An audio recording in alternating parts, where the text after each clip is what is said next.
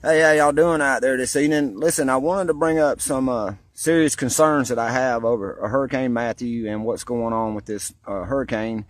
And for those of y'all that are not familiar with HAARP or chemtrails or geoengineering or the weather wars, I can only ask you to research. Right now, because I have children in Brunswick, Georgia, and that hurricane's heading that way.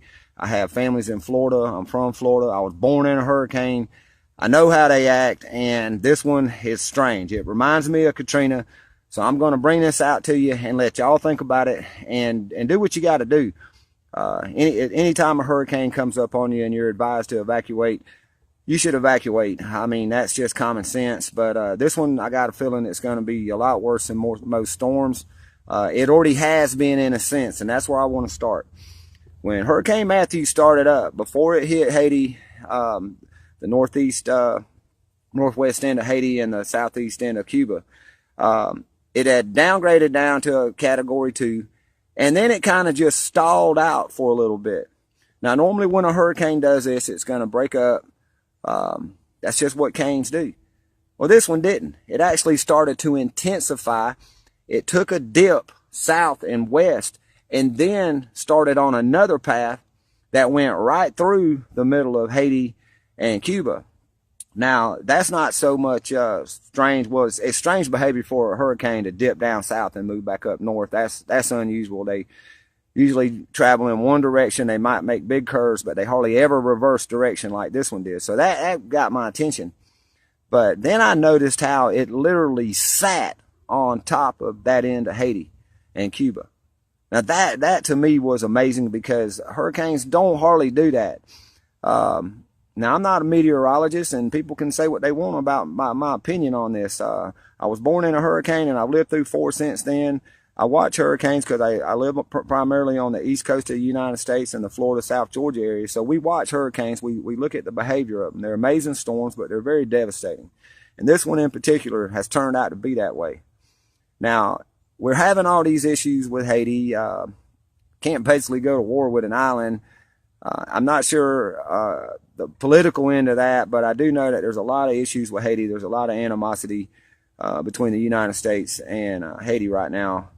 And it only brings me back to the weather warfare, the strange weather in India, the cyclones that just seem to run up through into China that also have a predicted direction, and yet that direction changes. The force of the cyclone changes.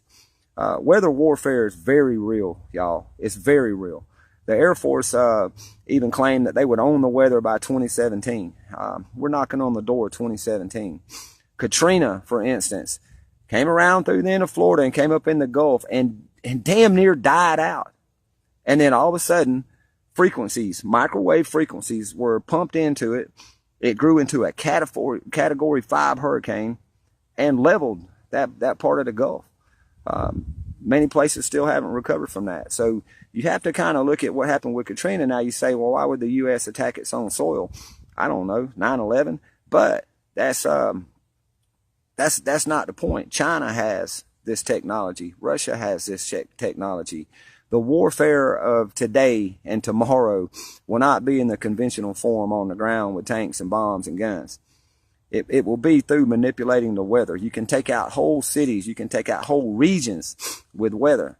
If you ever notice the major storms that hit India, they always hit the poor areas and the agricultural areas. They never hit the cities.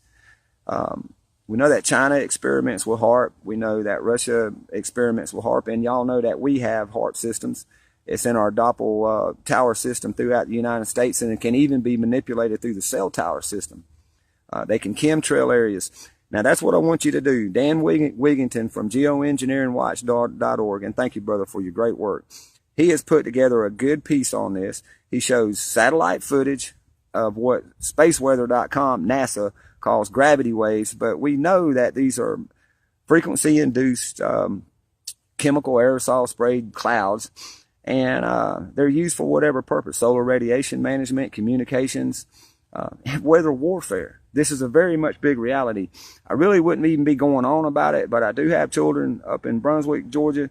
I have many friends in Florida. Like I said, I'm very worried about this because from what I've seen, this is very unusual activity from a hurricane.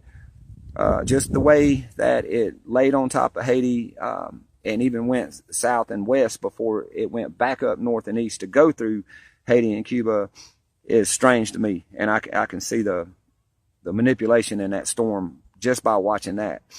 The models before today showed it going back out into the Atlantic. Now it shows it going up the Florida coastline. And if you look at the Haarp status of the frequencies that are being pumped out by our Haarp systems, they are all pointed in that direction right now. So you have to look at the real truth about what's going on with weather warfare, weather manipulation, and what's going on with this hurricane.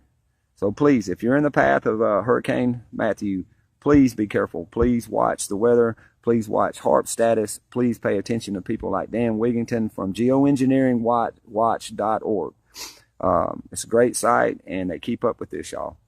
You need and y'all that don't know what's going on with this, the weather warfare and the changes in the weather, you might want to take a look at geoengineeringwatch.org and research chemtrails, Haarp, solar radiation management.